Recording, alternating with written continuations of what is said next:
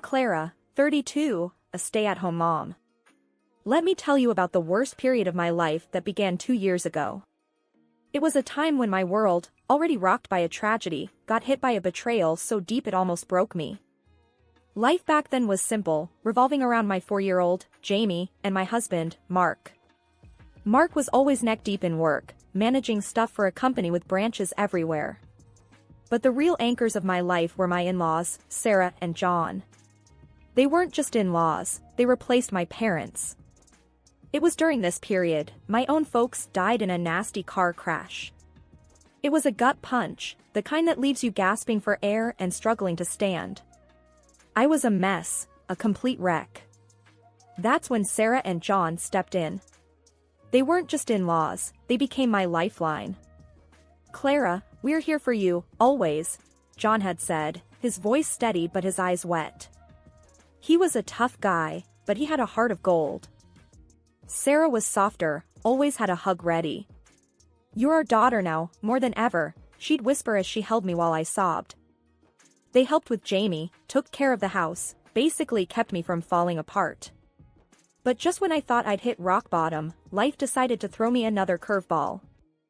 It was Lisa, a family friend, who broke the news to me. She's blunt, always has been. "Clara, listen, I hate to be the one to say this, but there's talk about Mark. They say he's seeing someone else." I remember laughing it off at first. "That's bullshit, Lisa. Mark wouldn't, he just wouldn't." But deep down, a part of me knew. When Mark came home that night, I confronted him straight up. "So, what's this crap I'm hearing about you screwing around, Mark?" He didn't even have the guts to look me in the eye. "Clara, it's not what you think," he mumbled, but I knew better. I felt like I was getting sucker punched all over again. First, my parents, now this? It was like some sick joke. That's where my story starts. In the middle of a life that felt like it was crumbling around me. 2 years ago, I lost my parents and then had my heart ripped out by the man I thought I knew. Welcome to my mess. I remember sitting at the kitchen table, a cold cup of coffee in front of me, when Mark walked in. His face was a picture of guilt, but I was past caring. "So, you're a cheat now, Mark? Is that it?" I spat the words out, not caring about the venom in them. Mark flinched, but he deserved it. "Clara, it's not that simple," he said, trying to sound reasonable, but to me, he just sounded pathetic. "Not simple? You screw around while I'm crying over my dead parents, and you say it's not simple?" My voice was shaking with rage. He sighed, running his hands through his hair. "I was stressed, Clara. I made a mistake. It didn't mean anything." I laughed, but it was bitter and hollow. "Didn't mean anything? You shattered our family, Mark, and you say it didn't mean anything?" He tried to reach out to me, but I jerked away. "Don't. Just don't. How long, Mark? How long have you been lying to me?" He hesitated, and that was all the answer I needed. "It started a few months ago. Clara, I'm sorry. I really am." The word sorry stung. "Sorry doesn't cut it, Mark. You've broken us." I couldn't stay in the same room as him. I walked out, leaving him standing there, looking like a man who knew he'd screwed up beyond repair. Later, I went over to Sarah and John's place. I needed someone to talk to, and they were the closest thing to parents I had. Breaking the news to them was one of the hardest things I'd ever done. I sat them down in their cozy living room, the place where I'd spent countless happy hours. "Sarah, John, I have to tell you something about Mark." Their expressions changed from warmth to concern. "What is it, dear?" Sarah asked, her voice filled with worry. "It's Mark, he's been having an affair." Saying the words out loud made them real, and it hurt like hell. John's face turned to stone, his hands balled into fists. "That blackguard," he growled. "After everything we've been through, he does this to you." Sarah was crying, her hands trembling. "Oh, Clara, how could he? We thought he was better than this." I couldn't hold back my tears. I don't know what to do. I feel so lost. John stood up, pacing the room. I'll talk to him. I'll make sure he knows what a colossal mistake he's made. If he does something like that again, I will disinherit him. But I wasn't sure there was anything to be said or done. The trust was broken, and I didn't know if it could ever be mended. The days after finding out about Mark's affair were a mess of emotions. I was angry, hurt, and felt betrayed. But in the middle of that storm, Mark was desperate, almost pathetic, begging for another chance. One evening, he cornered me in the living room, his face worn out with guilt and fear. Clara, please, I'm begging you. I know I messed up, big time. But I can't lose you and Jamie over this. I looked at him, feeling a mix of anger and pity. You should have thought about that before jumping into bed with someone else, Mark. He winced, as if my words were physical blows. I know. It was a stupid mistake. I never meant to hurt you. Mistake? I scoffed. You called destroying our family a mistake? He ran a hand through his hair, a nervous habit he had. I'm not trying to make excuses. I want to make things right. Please, Clara. I wanted to scream, to tell him how much he had hurt me, but instead, I found myself thinking of Jamie, our little boy who adored his dad. Mark, you don't just get to come back and pretend everything is fine. You broke something here, I said, my voice heavy with unspoken pain. I know, and I'll spend the rest of my life trying to fix it, if you let me, he pleaded. I sighed, feeling the weight of the decision on my shoulders. I'll think about it, Mark. But even if I agree, things will never be the same again. He nodded, looking like a man who knew he was hanging by a thread. I understand. Thank you, Clara. The next day, I talked to Sarah and John about it. I needed their perspective, their advice. John was furious, his old-school values making it hard for him to see past the betrayal. Clara, you can't just let him off the hook. He needs to learn his lesson. Sarah was more understanding, though her disappointment in her son was clear. Clara, dear, whatever decision you make, we'll support you. But think about Jamie, and what's best for him. Their words echoed in my head as I made my decision. I wasn't doing this for Mark. I was doing it for Jamie, and maybe, a little bit, for the memory of what Mark and I used to have. That night, I told Mark my decision. I'm willing to give this another shot, Mark. But things need to change. We need to start over, rebuild what you broke. Mark's relief was palpable. Anything, Clara. I'll do whatever it takes. 2 years had passed since I decided to give Mark another chance. It felt like walking on a tightrope every day, balancing between the past and a future I wasn't sure about. Mark got a promotion at work, which meant more business trips, more time away from home. It left me with Jamie and a lot of time to think. One day, while Jamie was at school, I sat with Sarah and John in their garden, a place where we had shared so many family moments. Clara, you've been holding up well, considering everything, Sarah remarked, her voice laced with concern. I forced a smile. I'm trying, Sarah. For Jamie's sake. John, who had been quiet, finally spoke up. You know, Clara, I still can't wrap my head around what Mark did, but I respect you for giving him another chance. I sighed, looking at the garden's blooming flowers. I don't know if it was the right decision, John. Sometimes, I feel like I'm just waiting for the other shoe to drop. We're here for you, no matter what, Sarah said, reaching over to squeeze my hand. I appreciated their support, but deep down, I felt alone. Mark's frequent travels didn't help. Whenever he was home, it was like living with a stranger.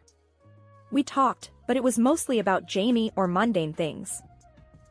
One evening, I decided to confront Mark about this distance between us. He had just returned from a trip and was sitting in the living room, scrolling through his phone. Mark, we need to talk, I said, standing in the doorway. He looked up, a hint of weariness in his eyes. What's up? It's about us. I feel like we're just coexisting, not really living as a couple, I said, trying to keep my voice steady. Mark put his phone down, his expression turning serious. Clara, I'm trying. I'm working hard for us, for our family. But is that enough, Mark? We hardly talk, and when we do, it's like we're just going through the motions, I replied, frustration creeping into my voice. He stood up, coming closer. I know it's been hard, Clara, but I'm doing the best I can. I shook my head. I'm not sure if your best is enough anymore. We stood there, the distance between us more than just physical. I wanted to believe that we could get back to where we once were, but as each day passed, that hope faded a little more. Life in the Smith household had settled into a routine, a mundane pattern of day-to-day activities, with Mark frequently away on business trips and me juggling household chores and caring for our son Jamie. The joy and spontaneity that once filled our home seemed to have evaporated, leaving behind a sense of mechanical existence. One afternoon, while visiting Sarah and John, something happened that I hadn't anticipated. We were sitting in their cozy living room, sipping tea and chatting about trivial matters, when Sarah, ever the attentive mother-in-law, gave me a curious look. Clara, dear, you've been looking a bit pale lately. Everything all right with your health? Sarah's tone was laced with genuine concern. I forced a smile, not wanting to worry her. Oh, I'm fine, Sarah. Probably just a bit tired from running around after Jamie. She wasn't convinced and leaned forward, lowering her voice conspiratorially. You're not, by any chance, expecting, are you? Her question caught me off guard, and I laughed it off. No way, Sarah. That's definitely not on the cards right now. However, her words planted a seed of doubt in my mind. The more I thought about it, the more I realized that my recent tiredness and nausea could be signs of pregnancy. On my way home, I made a detour to the pharmacy and bought a pregnancy test, my heart pounding with a mix of fear and anticipation. The next morning, after Jamie had left for preschool, I took the test. The minutes I spent waiting for the result felt like hours. When I finally looked at it, the 2 pink lines were as clear as day. I was pregnant. I was still reeling from the shock when Mark returned from his latest business trip. He looked weary, his suit crumpled and his eyes tired. I hesitated for a moment before deciding to tell him the news. Mark, we need to sit down. There's something important I need to tell you, I said, my voice trembling slightly. He frowned, a look of concern crossing his face. What's wrong, Clara? Is it Jamie? No, it's not Jamie. I'm pregnant, I said, watching him closely for his reaction. He stood there, stunned, as if trying to process what I'd just said. Then, slowly, his expression shifted to one of confusion and concern. Pregnant? Are you sure? Yes, I'm sure. I took a test this morning, I replied, feeling a knot form in my stomach at his less than enthusiastic response. Mark ran a hand through his hair, a gesture of unease. Wow, that's great news. It's just so unexpected. His words lacked conviction, and I felt a pang of disappointment. I thought you'd be happier, I said, my voice barely above a whisper. He quickly tried to reassure me. I am happy, Clara, really. It's just a lot to take in right now, with everything going on at work. I nodded, trying to mask my disappointment. The joy of discovering my pregnancy was overshadowed by the growing distance between us. The following day, I shared the news with Sarah and John. Their reaction was heartwarmingly different. Sarah's eyes lit up with joy, and she enveloped me in a warm embrace. A new grandchild. Oh, Clara, this is such wonderful news, she exclaimed, her voice brimming with excitement. John's reaction was equally enthusiastic. This is a blessing, Clara, a beautiful addition to our family. Their happiness was infectious, and for a brief moment, I allowed myself to bask in the joy of the new life growing inside me. The joy of expecting was tinged with the bittersweet realization that the child would be born into a family where the parents were more like strangers than partners. The mix of emotions was overwhelming, leaving me to wonder about the future of our family. The days at home had turned into a never-ending cycle of monotony, with Mark always off on some business trip or another, leaving me to handle everything alone. It was during one of these dull, repetitive days that my in-laws, John and Sarah, decided to shake things up. I was over at their place, mechanically sipping tea while Jamie was playing with his toys, when John dropped a bombshell. "Clara, you're going to Hawaii. It's all sorted," he announced, like he was talking about a trip to the local grocery store. I nearly spat out my tea. Hawaii? Now? But Mark, he doesn't even know. John's response was blunt and to the point. "Forget about Mark. He's got his own stuff. This is about you and Jamie getting some much-needed fun." Sarah nodded in agreement, her expression serious. "You've been cooped up in that house for too long, Clara. A change of scenery will do you good." I tried to argue, to reason, but they weren't having any of it. I couldn't even reach Mark to tell him about the trip. Calls went straight to voicemail, and my texts disappeared into the void, unacknowledged, unread. So, there we were, Jamie and me, heading off to Hawaii on a whim, thanks to my in-laws, with Mark completely in the dark. The whole thing felt like a crazy dream. Landing in Hawaii felt surreal. The hotel was like something from a postcard, exactly how Sarah had described it. "It's a family tradition," she had said. Jamie was ecstatic, his laughter and energy contagious. But as I watched him play, a pang of loneliness hit me. "Why isn't Daddy here, Mommy?" Jamie asked, his innocent question twisting the knife a bit more. "He's busy, baby," I replied, keeping my voice light. "But we're going to have a great time, just us." Every night, I'd send updates to Mark, photos of Jamie building sandcastles, the stunning Hawaiian sunsets, but they went unanswered. His silence was a loud, echoing confirmation of the growing gap between us. The days were a blur of beach outings and hotel adventures with Jamie, yet I felt disconnected, my mind constantly wandering back to Mark. Then came the shocker.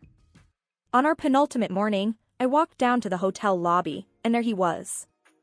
Mark. And he wasn't alone. There was a woman with him, someone I didn't recognize, laughing at something he said. I froze, my heart pounding. This couldn't be happening.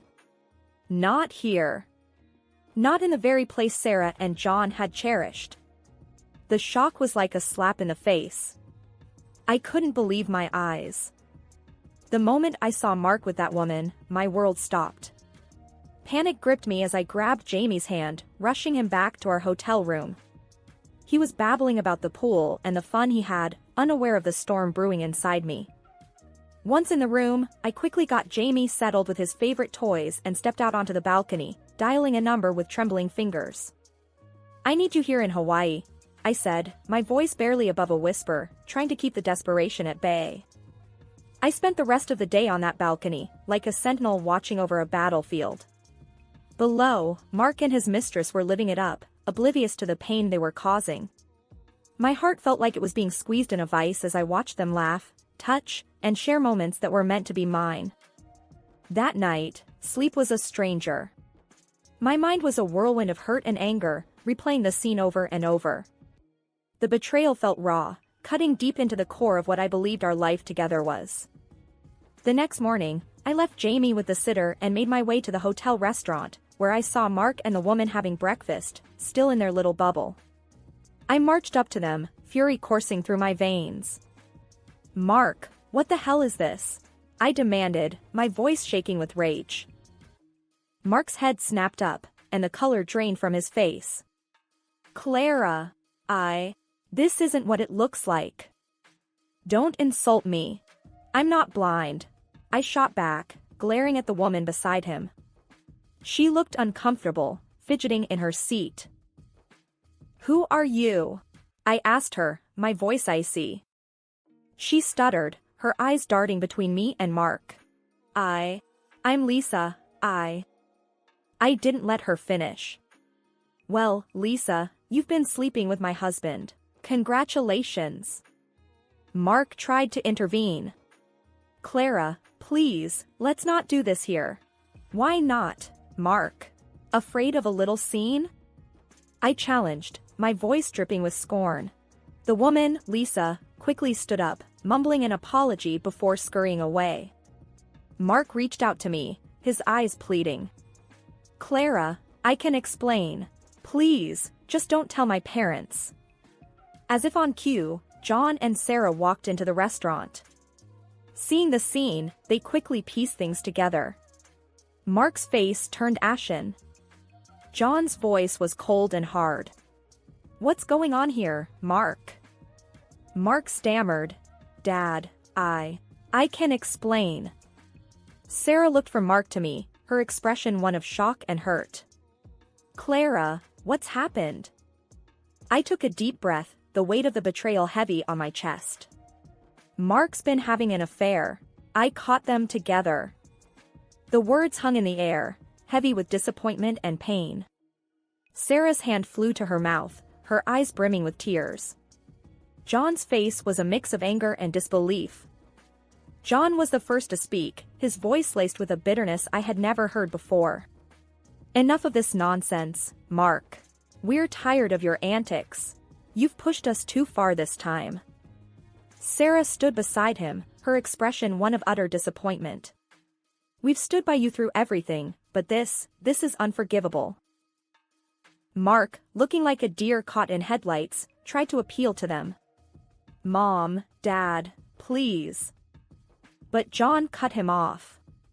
No, Mark. We're done. You're out of the house. It belongs to us, and we won't harbor a cheater under our roof. And as for the inheritance, don't expect a dime. Mark's face crumpled. He looked from his parents to me, a desperate plea in his eyes. Clara, please.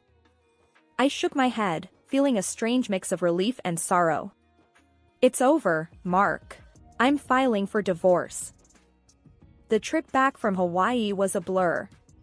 Once home, I set the wheels in motion for the divorce. The proceedings were quick, but every signature, every paper served was a reminder of the life I thought I'd have. The court granted me alimony for both Jamie and our unborn daughter. Mark was ordered to provide for both children, his actions leaving him alone and distanced from the family he once had. When our daughter was born, a beautiful baby girl, it was a bittersweet moment. She was a symbol of a new beginning, but also a reminder of everything that had fallen apart. Throughout it all, John and Sarah were my pillars of strength. They helped with the kids, giving me the support I desperately needed. You're not just our daughter-in-law, Clara. You're our daughter, and we'll be here for you and the kids, Sarah would often say, her kindness a soothing balm on my wounded heart. Life settled into a new routine. Raising 2 kids alone was challenging, but with John and Sarah's help, it was manageable. We became a close-knit unit, bound by love and mutual respect, a stark contrast to the broken family we once were. Mark became a distant figure, an occasional visitor in the kids' lives, but the warmth and closeness we once shared were gone, replaced by a polite, distant co-parenting arrangement. As I watched my children play in the yard, John and Sarah sitting nearby, chatting and laughing, I realized that this was my new normal. It wasn't the life I had planned, but it was a life filled with love and support. In the end, that was all that mattered.